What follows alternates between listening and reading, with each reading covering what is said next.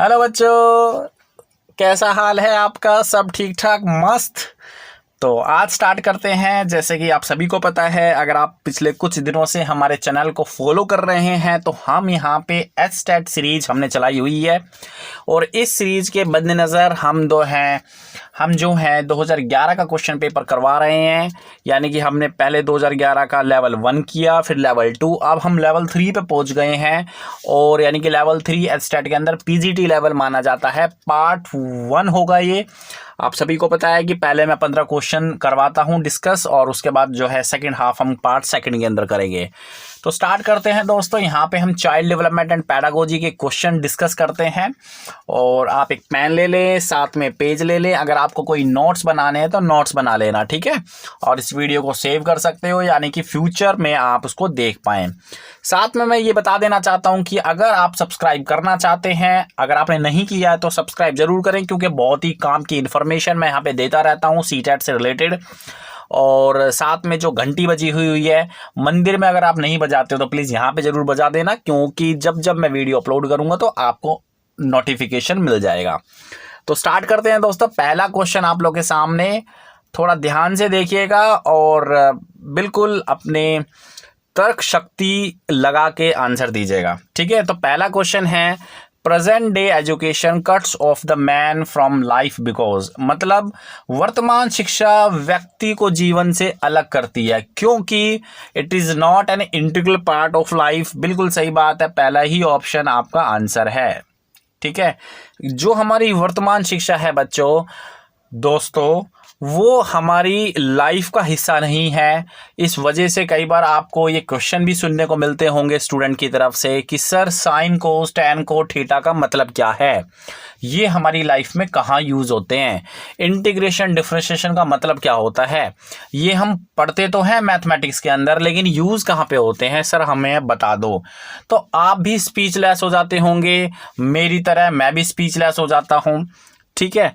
तो आप जो है बेसिकली इसका जो राइट आंसर वो तो मैंने आपको बता दिया, it is not an integral part of life. तो कभी कभी स्टूडेंट को ये चीज़ लगती है जब वो बहुत ज़्यादा चिंतन करना स्टार्ट कर देता है कि यार जो एजुकेशन हमने पढ़ी उसका यूज़ किया है, क्योंकि इंटरव्यू में जब हम जाते हैं तो कोई दूसरी चीज़ें हमें पूछी जाती है या सुनने को मिलती है, ठीक है। तो दैट इज़ यानी option number first is the right answer.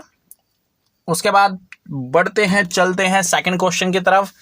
According to modern concept of teaching, teacher should play mainly the role of, यानी कि शिक्षण की आधुनिक संकल्पना के अनुसार एक अध्यापक को किस चीज़ की भूमिका निभानी चाहिए एक स्टूडेंट के साथ। यानी कि उसको फिलोसफर रहना चाहिए, या फ्रेंड, उस बच्चों के साथ फ्रेंडशिप कर ले वो, या फिर वर्किंग पार्टनर ऐसे बिहेव करे, या फिर इंस्ट्रक्टर की तरह बिहेव करे। देखो, इसका जो राइट आंसर है वो है option number third. Option number third is the right answer, कि जो टीचर है वो एक वर्किंग पार्टनर की तरह बिहेव करे। मतलब बच्चों के साथ, स्टूडेंट के साथ वो एज ए फैसिलिटेटर की तरह काम करे, कार्य सहभागी की तरह काम करे, कि जहाँ पे बच्चा फंसे तो वहाँ पे टीचर उस बच्चे की हेल्प करे। सिर्फ एक यही रोल टीचर का होना चाहिए एक बच्चे के साथ। फ्रेंडशिप नहीं कर सकते हैं हम यहाँ पे बच्चे के साथ, क्योंकि अगर आप फ्रेंडली बिहेव करोगे, फ्रेंडशिप करने की कोशिश करो बच्चे के साथ, तो फिर वो रिस्पेक्ट कहाँ करेगा आपकी, वो रिस्पेक्ट नहीं करेगा, ठीक है। तो एक अच्छा टीचर वो ही है कि जो बच्चों से रिस्पेक्ट भी करवाए, साथ में एज ए वर्किंग पार्टनर की तरह भी बिहेव करे। जो इन्फॉर्मेशन वो बच्चों को दे रहा है वो पूरा सरल बना के वो बच्चों के सामने रिप्रेजेंट करे, तो काफ़ी अच्छा है। उसके बाद बात करते हैं कि वर्तमान में बेसिकली एक विषय पर सर्वाधिक एवं आधुनिकृत सूचना किस स्रोत से प्राप्त होती है। मतलब which source will provide maximum and up to date information. तो यहाँ पे बात आती है अप टू डेट इंफॉर्मेशन की, अप टू डेट इंफॉर्मेशन की बात आ रही है यहाँ पे। तो यहाँ पे ये चीज़ इंपॉर्टेंट है, इस चीज़ को थोड़ा ध्यान में रखें, इस क्वेश्चन का आंसर दें आप। किस स्रोत से प्राप्त होगी up to date information? Cyclopedia internet, latest academic journals, या फिर इंटरनेशनल कॉन्फ्रेंसेस। तो इसका जो राइट आंसर है वो है ऑप्शन नंबर थर्ड, नवीनतम अकादमिक पत्रिकाएं, जो जर्नल प्रकाशित होते हैं बेसिकली वहाँ पे up to date latest information होती है सब्जेक्ट के बारे में, ठीक है। बाकी जो साइक्लोपीडिया है या फिर इंटरनेट है या फिर इंटरनेशनल कॉन्फ्रेंसेस है, यहाँ पे इंफॉर्मेशन होती तो है लेकिन वो काफ़ी पुरानी इंफॉर्मेशन होती है और उसकी ऑथेंटिसिटी भी इतनी नहीं होती है, ठीक है। तो लेटेस्ट एकेडमिक जर्नल जो है इसका राइट आंसर है। उसके बाद बात करते हैं क्वेश्चन नंबर 4 की। Some students of your class have become inattentive, which strategy would you use to regain their attention. मतलब आपकी कक्षा में कुछ छात्र जो है उनका पढ़ाई में ध्यान हट गया है, तो आप जो है कौन सी स्ट्रेटजी यूज करेंगे उनको वापस ट्रैक पे लाने के लिए? मारेंगे, पीटेंगे या क्या करेंगे? तो देखो इसका जो राइट आंसर है, देखो मारना पीटना मैंने मजाक किया है, कभी आप सच में ही जान लें। तो आप क्या करेंगे? देखो बच्चे जो हैं बोर हो चुके हैं पढ़ते पढ़ते, तो आप जो है उनको एक शारीरिक क्रिया करवा देंगे छोटी सी।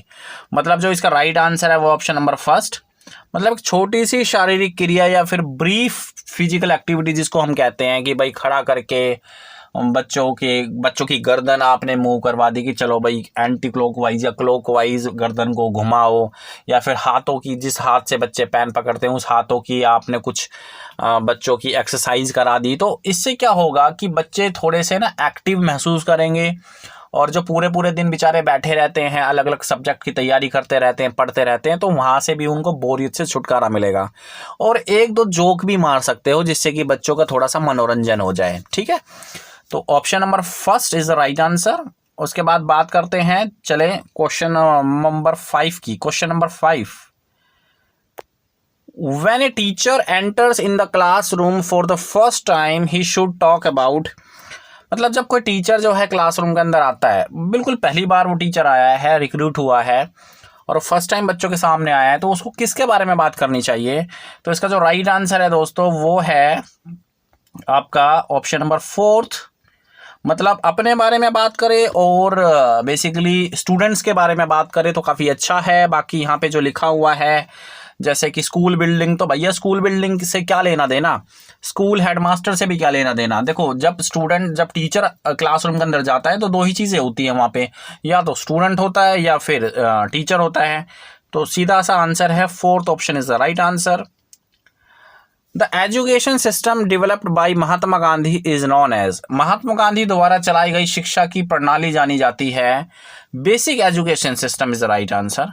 जो बेसिक एजुकेशन सिस्टम है, यानी कि महात्मा गांधी जी ने जोर दिया था बच्चों को मूलभूत जो शिक्षा होती है उसके बारे में, यानी कि बच्चों को बुनियादी शिक्षा मिले।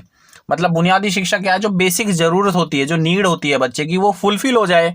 जैसे कि बच्चों को कलम मिल जाए, बच्चों को पेज मिल जाए, कॉपी किताबें बच्चों को मिल जाए, ठीक है। तो ये जो मूलभूत शिक्षा होती है, यानी कि बेसिक जो चीज़ होती है वो बच्चों को सबसे पहले मिले, ठीक है। उसके बाद बच्चा फिर आगे पढ़े बढ़े, ठीक है। तो बेसिक एजुकेशन सिस्टम पे उन्होंने ज़्यादा जोर दिया था।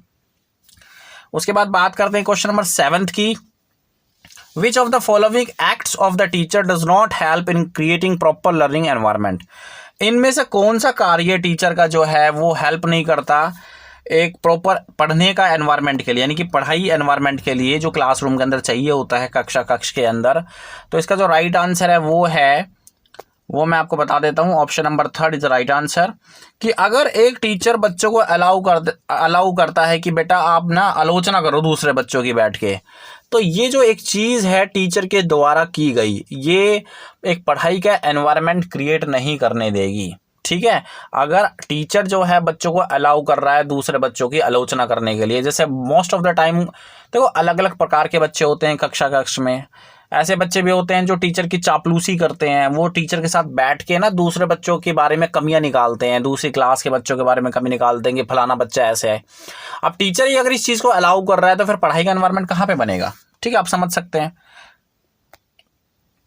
Option number 8, which of the following is not the cause of truancy of students. निम्न में से कौन सा छात्रों के पलायन का कारण नहीं होता?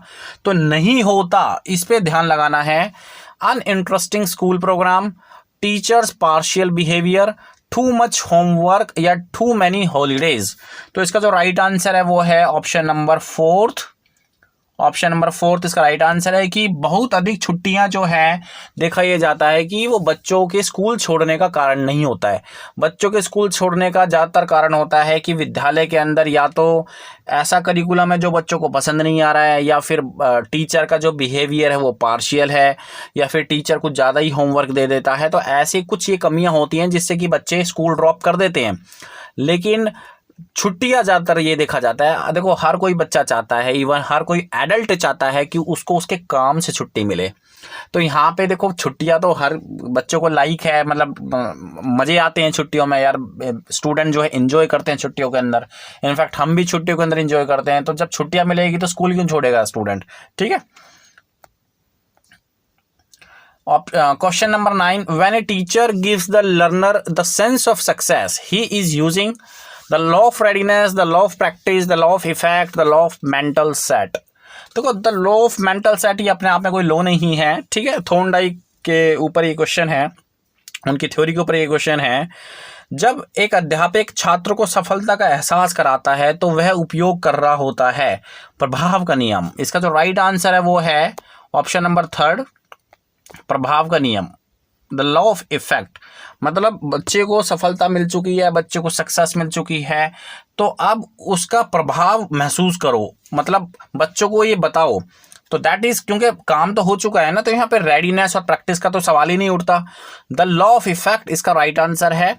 और एक जो अध्यापक है वो छात्र को सफलता का एहसास कराता है कि बेटा जो सफलता मिली है वो बड़ी मीठी है, आप उसे महसूस करके देखो। तो वो जस्ट प्रभाव का नियम एक्सप्लेन करने की कोशिश कर रहा है। According to naturalism the centre of education should be, मतलब प्रकृतिवाद के अनुसार शिक्षा का केंद्र होना चाहिए। बिल्कुल सही बात है, option number 2 is the right answer.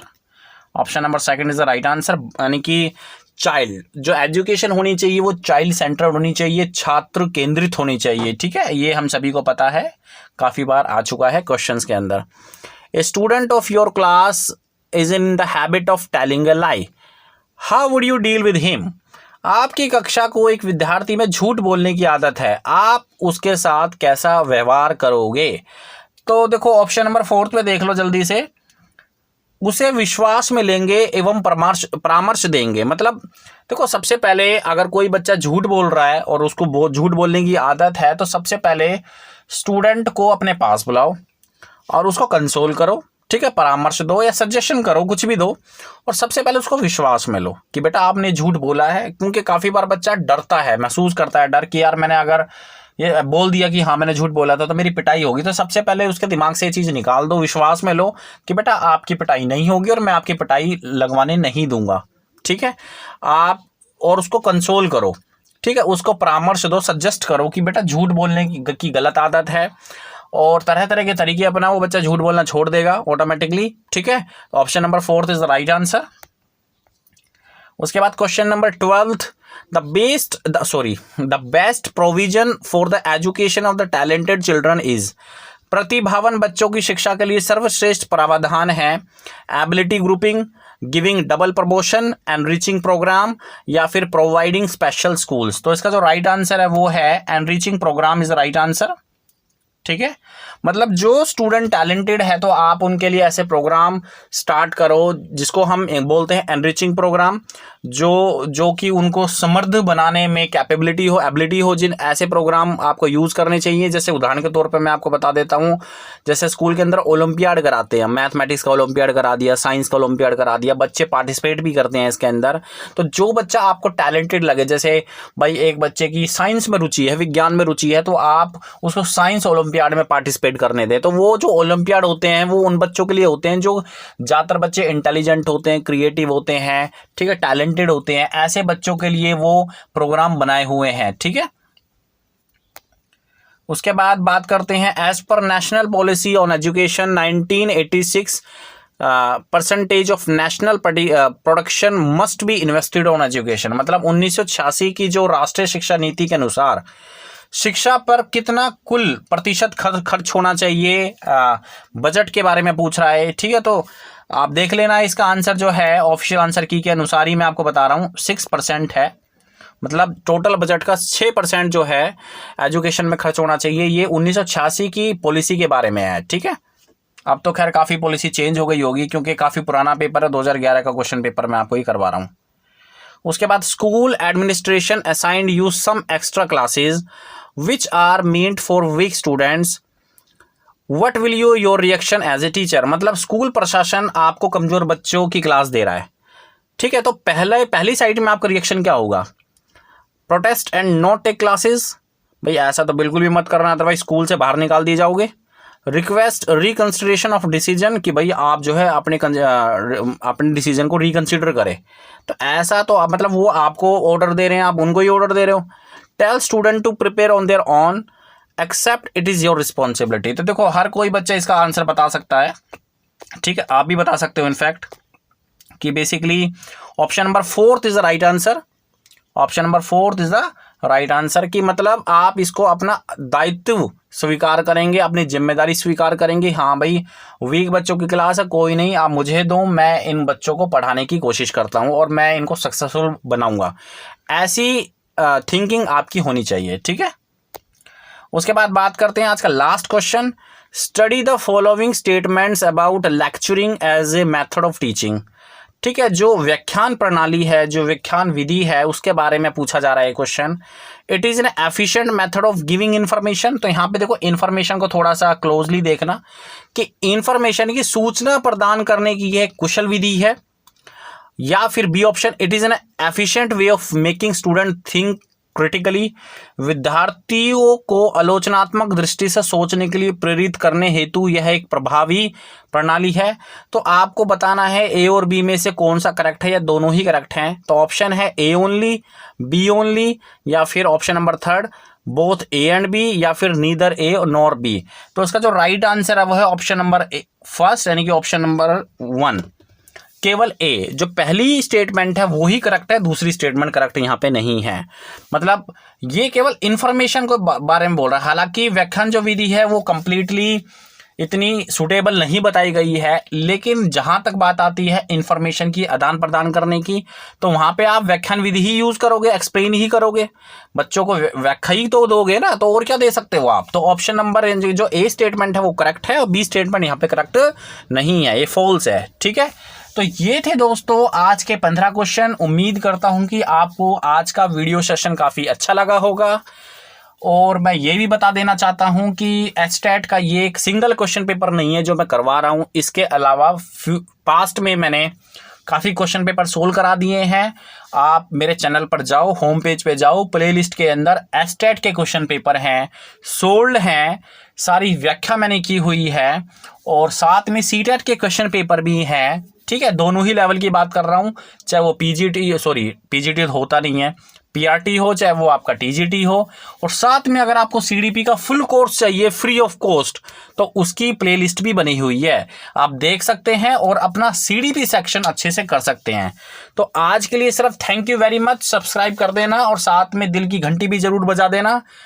Thank you very much इस वीडियो को देखने के लिए, धन्यवाद दोस्तों।